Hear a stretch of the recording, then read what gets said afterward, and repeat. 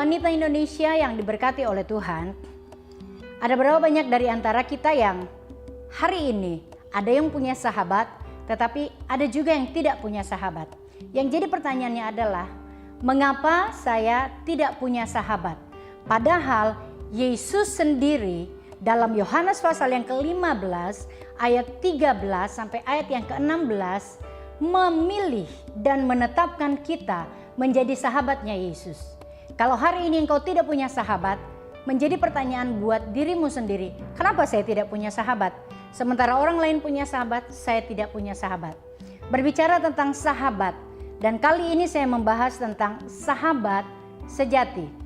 Sahabat itu adalah orang yang kita pilih sesuai dengan kriteria kita. Dan saya percaya tidak ada dari kita yang memilih sahabat secara sembarangan. Karena sahabat itu adalah orang yang lebih dekat daripada saudara kita sendiri. Amsal mengatakan hal itu. Nah, ketika kita memilih seseorang untuk menjadi sahabat kita, berdasarkan kriteria yang kita inginkan, kita harus memilih sama seperti Yesus memilih saya dan juga memilih saudara menjadi sahabatnya. Sahabat itu adalah orang yang mau tetap bersama-sama dengan kita di dalam segala keadaan hidup. Sahabat itu adalah orang yang tidak akan pernah meninggalkan kita ketika kita menghadapi kesulitan, ketika kita menghadapi persoalan, ketika kita menghadapi penderitaan, duka, luka, dan derita.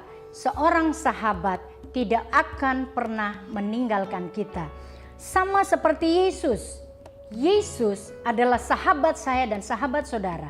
Dan ingat baik-baik, Yesus itu tidak pernah dan tidak akan pernah meninggalkan kita sedetik pun. Apalagi kalau kita dalam keadaan yang susah, apalagi kalau kita dalam keadaan menderita, jangan pernah berpikir atau bertanya, Tuhan engkau ada di mana? Yesus engkau ada di mana? Tuhan kita, Yesus kita ada di dalam hati kita sendiri. Karena apa? Karena Yesus sahabat kita tidak pernah meninggalkan kita. Nah, yang menjadi pertanyaannya adalah, apakah kita melibatkan Tuhan? Apakah kita melibatkan Yesus yang adalah sahabat sejati kita dalam segala aspek kehidupan kita? Jangan libatkan sahabat kita, jangan libatkan Yesus dalam hidup kita hanya ketika kita lagi susah. Kita cari Tuhan, kita libatkan Tuhan, kita berseru kepada Tuhan ketika kita susah. Pada waktu kita senang pun, kita harus tetap melibatkan sahabat kita. Kita harus tetap berada bersama-sama dengan orang-orang yang kita sebut sebagai sahabat. Karena itu yang Yesus lakukan. Yesus bersama dengan saya dan saudara di setiap musim hidup kita. Dalam kebahagiaan kita, dalam penderitaan kita, dalam tawa kita, maupun dalam tangis kita. Yesus sebagai sahabat sejati kita tidak pernah sedetik pun meninggalkan kita.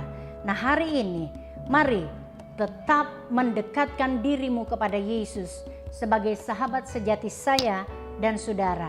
Percaya ada kekuatan, ada penghiburan, ada pertolongan yang akan diberikan oleh Yesus sebagai sahabat yang tidak pernah meninggalkan saya dan saudara.